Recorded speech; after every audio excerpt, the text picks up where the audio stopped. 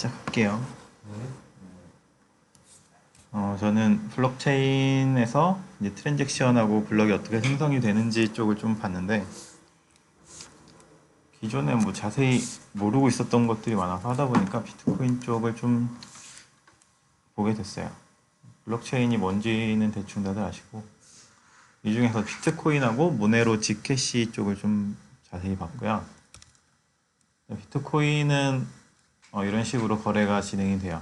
일단 지갑을 만들고 송금자가 비트코인을 보내고 트랜잭션을 검증을 하고 퍼뜨리고, 그런 트랜잭션들이 모이면 그걸 가지고 블록을 만들고, 블럭을 채굴을 해서 이제 가장 먼저 채굴한 사람이 전파를 해서 블럭이 쌓이는 구조로 되어 있습니다. 일단 지갑을 생성을 하면 프라이빗 키랑 퍼블릭 키가 나오고, 저희가 흔히 알고 있는 지갑 주소는 이 퍼블릭 키를 해시를 통해서 짧게 만들어진 문자열이에요. 지갑이 생성이 되면 프라이빗 키, 퍼블릭 키, 그리고 어드레스 이렇게 세 개가 나온다라고 보시면 되겠습니다. 그리고 저희가 이제 송금을 하기 위해서 트랜잭션을 생성을 하는데, 기존에 이더리움만 좀 봤었는데, 이더리움은 제가 되게 간편하게 생각하기로 그냥 키밸류로 저장해주는 데이터 스토리지라고 개념을 혼자서 간편하게 생각을 하고 있었는데, 비트코인은 좀 개념이 다르더라고요. 여기 보면 unspent transaction output이라고 해서 사용되지 않은 비트코인을 이제 다 가지고 있어요. 전송된 것들을. 여기에 보면은 뭐 1BTC, 2.12BTC, 3.5BTC, 7BTC 이렇게 나눠져 있는데, 이게 전부 다 한 어드레스가 사용할 수 있는 것들이에요. 이것을 쪼개서 쓸 수 없고, 이 하나를 열면 끝이에요. 이거 하나 열면 다 써야 돼요. 그래서 이제 A가 B한테 4BTC를 보내야겠다라고 했을 때, 이제 개인 키로 이거를 열 수 있다는 것을 확인을 하고, 이제 7BTC 이거 하나만 열어도 돼요. 이것만 열어도 되는데, 일단은 1BTC랑 3.5BTC 두 개를 열어서 사용을 하겠다고 합니다. 그리고 이제 B에게 4BTC를 보내고 0.5BTC가 나오면 다시 거슬러 받아요. 거슬럼돈으로. 그러면 기존에 있던 UTXO 두 개가 사라지고 대신에 0.5가 들어있는 UTXO가 하나 생기고요. 이제 B가 서명을 해서 사용할 수 있는 4BTC짜리 UTXO가 하나가 생깁니다. 그래서 저희가 그냥 쉽게 한 어드레스에 들어있는 잔고라고 하면 그 사람의 개인 키로 사용할 수 있는 UTX의 모든 BTC를 다 모아서 보여준다고 생각하시면 돼요. 이제 트랜잭션 데이터가 어떻게 되어 있냐면, 헤더 쪽을 보면 어떤 버전인지, 그리고 입력값이 몇 개인지, 출력값이 몇 개인지, 잠금 시간이 이렇게 되어 있는데, 잠금 시간은 중요하진 않은데 이 UTXO를 언제 이후에 블럭에 포함시키겠다라는 거예요. 뭐 3주 후에 이거를 보내겠다 뭐 이런 식으로 트랜잭션을 생성을 할 수도 있어요. 중요하진 않은 것 같아요. 그리고 입력값, 출력값이 들어가는데, 입력값, 출력값이 여기 자세히 나와 있습니다. 입력값에는 해제 스크립트가 들어가고요. 출력값에는 잠금 스크립트가 들어가요. 이 스크립트가 뭐냐면, 이게 가장 일반적으로 쓰이는 스크립트예요. pay to public key hash라는 스크립트를 가장 일반적으로 쓰고 있고요. 비트코인도 나름 이제 스크립트가 들어가 있더라고요, 트랜잭션에. 그래서 스크립트를 통해서 이제 사용자가 이 BTC를 사용할 수 있는 사용자인지를 검증을 하는 단계를 스크립트를 이용을 해서 하게 됩니다. 보면은 일단 잠금 스크립트가 더 길죠. 이제 잠금 스크립트에 받는 사람의 퍼블릭 해시 주소값이 들어가요. 누군가에게 보내면 주소값을 입력을 하잖아요. 이게 이 스크립트의 이 부분에 들어갑니다. 그리고 이제 해제 스크립트에 서명한 내용, 서명이 들어가고, 퍼블릭 키 원본이 들어갑니다. 여기 보시면 이제 스크립트에 들어간 연산을 좀 설명을 하자면, 맨 처음에 있는 게 복사 연산이고, 두 번째 있는 건 해시를 하는 연산이고, 여기 이쪽에 이퀄은 비교를 하는 거예요. 같은 건지. 그리고 마지막에는 이 서명된 게 올바르게 서명된 건지 퍼블릭 키를 가지고 검증을 하는 거예요. 사용자가 UTXO를 사용을 하려면 UTXO는 이 잠금 스크립트를 가지고 있어요. 이 잠금 스크립트에 퍼블릭 키의 해시 값이 들어있으니까 누구 건지를 알 수가 있어요. 이 UTXO에 있는 잠금 스크립트 앞에다가 해제 스크립트를 붙입니다. 그러면 이렇게 연결이 쭉 돼요. 시그부터 이렇게 연결이 됩니다. 이 앞쪽에 붙이는 거예요. 스크립트 앞쪽에. 그래서 이게 어떤 식으로 연산이 진행이 되냐면 저희 예전에 뭐 계산기 같은 거 만들 때 하는 것처럼 앞에 숫자가 2개 붙고 뒤에 뭐 연산자가 나오면 앞에 숫자 2개를 연산을 하는 방식 있죠. 그런 식으로 진행이 돼요. 보시면 이제 시그가 이제 검증이 아니죠. 이게 서명한 게 맨 아래 깔리고요. 이게 왼쪽에서 오른쪽으로 가면서 스택이 쌓이는 구조라고 보시면 돼요. 서명한 게 가장 밑에 깔리고, 그 다음에 퍼블릭 키 원본이 깔리고, 이제 복사 연산이 있습니다. 복사를 해서 퍼블릭 키가 2개가 됩니다. 그리고 해시 연산으로 이제 퍼블릭 키를 해시를 해요. 그러면 이 해시 값은 주소 값이 되죠. 해시를 통해서 주소 값을 우리가 만들 수 있다고 했으니까. 그래서 여기에 있는 주소 값하고 같은지를 비교를 합니다. 그러면 이제 이 사용자가 이 주소 소유자가 맞는지를 일단 1차적으로 확인할 수가 있어요. 그리고 나서 이 퍼블릭 키 원본하고 이 서명한 게 올바른 서명이 맞는지를 확인을 해서 이 사용자가 이 UTXO를 사용할 수 있는지를 최종적으로 검증을 하게 됩니다.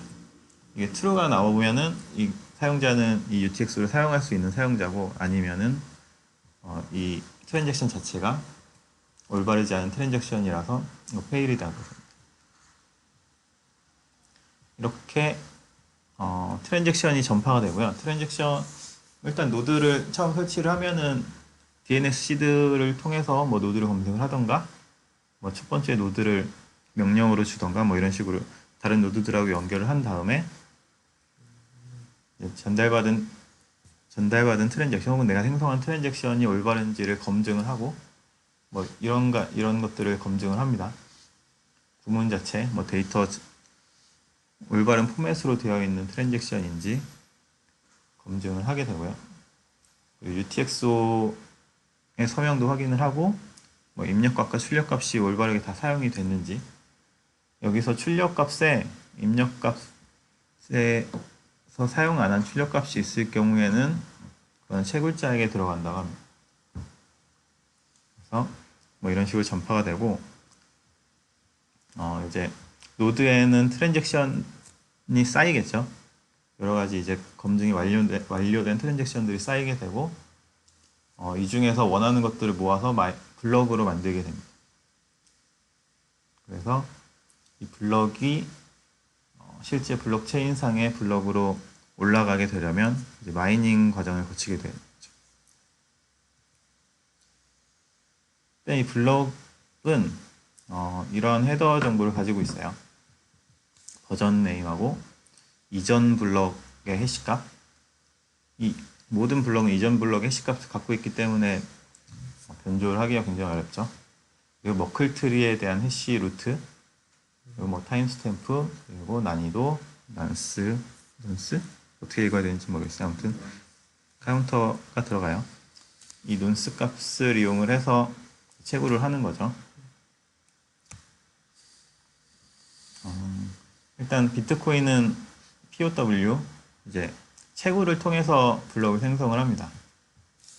이 앞에 나온 비츠라는 이 난이도 값을 이용을 해서 이 목표 값을 만들고, 목표 값을 계산을 하고, 해시 값이 목표 값보다 작아질 때까지 찾는 연산을 해요. 이제 논스 값을 바꾸면서 계속 해시를 해보는 거죠. 이제 논스 값을 다 바꿔도 안 나올 경우에는 뭐 타임스탬프, 이제 시간은 계속 흐르니까 타임스탬프 값이 바뀌면서 또 새로운 논스를 계속 하면서 언젠가는 이 값보다 작아지는 값이 나올 때까지 채굴을 합니다. 이제 블록체인의 가장 기본이라고 할 수 있는 비트코인은 이런 식으로 트랜잭션을 생성을 하고 전파를 하고 블럭을 생성을 하고 있어요. 이걸 보시면 아까 보신 것처럼 잠금 스크립트랑 해제 스크립트를 통해서 어떤 사용자가 어떤 누구에게 얼마를 전송을 하는지를 다 알 수가 있어요. 이게 다 비트코인의 블록에 올라가 있기 때문에 알 수가 있습니다. 다음으로 살펴볼 거는 모네로라는 코인이에요. 크립토노트 프로토콜을 사용을 하고 있고요. 비트코인하고 달리 익명성을 강조를 하고 있습니다. 여기서 강조하고 있는 게 링 시그니처랑 원타임 키를 강조를 하고 있어요. 링 시그니처는 서명을 할 때, 트랜잭션을 생성을 할 때 서명 여러 명이 하나의 묶음이 돼서 누가 서명을 했는지 모르게 하는 거예요. 예를 들어서 3명이 묶여 있으면 셋 중에 한 명이 뭐 보냈겠지만 그 중에 누가 보냈는지를 알 수가 없는 거죠. 이런 식으로 전송하는 사람을 섞어버리는 역할을 하고요.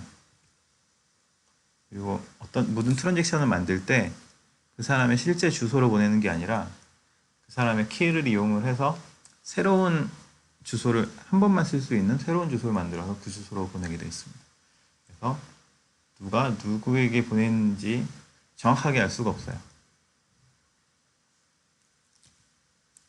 자세히 보면은 이런 식으로 되어 있는데 이것도 BTC 기반으로 나온 코인이라서 누가 받았는지는 알 수 있나요? 누가 받았는지가 이 키가 매번 다른 키를 갖고 하기 때문에 매번 프라이빗 키가 바뀌다고요? 예, 자신의 고유한 원래 주소는 있는데 네. 그 원래 주소를 명시를 하는 게 아니라 네. 보낼 때마다 새로운 키를 가지고 보내요. 새로운 주소로 보낸다고 하시면 돼요. 매번 새로운 주소로 보내요. 그럼 비트코인 마냥 주소를 적어놓고서는 여기로 보내세요라는 게 불가능하겠네요. 그렇게 할수 제가 이거를 동작을 시켜본 게 아니라서 네. 명령을 어떻게 치는지 모르겠지만 목적지를 아마 그렇게 쓸 거예요. 고정된 어드레스에 보내라고 명령은 치는데 내부적으로 암호화를 해서 블록체인에 올라가 있는 데이터에는 실제 그 어드레스가 올라가는 게 아니라 그때 생성된 가짜 주소가 올라간다라고 이해를 하고 있어요. 보낸 사람이 명령을 보낼 때는 누군가를 특정이 가능한데 그게 이제 실제로 블록화 될 때는 전혀 다른 주소로 가고 하지만 받는 사람은 동일하게 받을 수 있고. 네.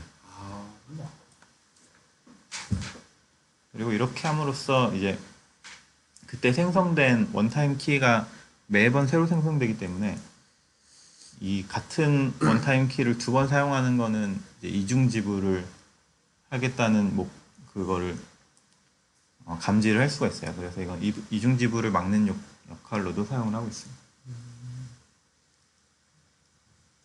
링 시그니처는 송신하는 사람을 숨기는 데 사용이 되고 이제 원타임 키는 수신자를 숨겨준다고 보시면 됩니다.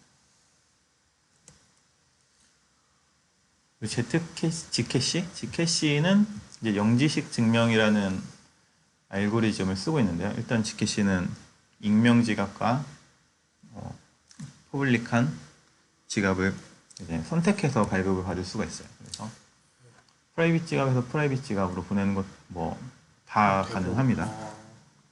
실제 트랜잭션을 보면 이거는 퍼블릭이에요. 그러면 인풋과 아웃풋이 다 나타나고요. 이거는 인풋과 아웃풋이 다 숨겨져 있습니다. 이거는 이제 받는 사용자만 나오고 이렇게 다 트랜잭션을 볼 때 이렇게 돼 있어요. 와. 프라이빗이라는 게 주소값은 아는데 블록상에 안 나타나는 거예요? 블록상에 주소, 금액 뭐 이런 것들이 다 숨겨져서 올라갑니다. 암호화된 상태로. 근데 내가 그 사람한테 보내려면 어떤 주소값은 알아야 되는데.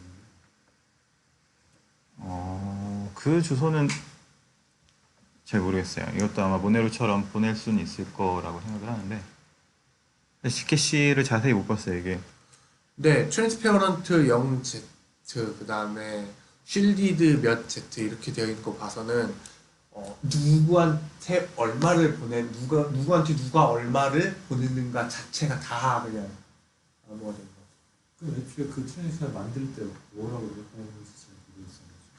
아, 그러니까 왠지 주소는 있을 것 같아요. 내 주소 하나는 있을 것 같고 이거는 뭐 자세히 제가 확답은 못 알기로는 드리겠어요. 저 트랜잭션 자체를 만든 사람의 키가 있어야만 열어볼 수 있는 걸로 알고 있어요.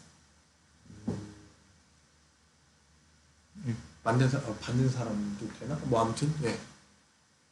계속 하시죠. 신기하다. 얘네는 영지식 증명이라는 걸 쓰고 있는데요.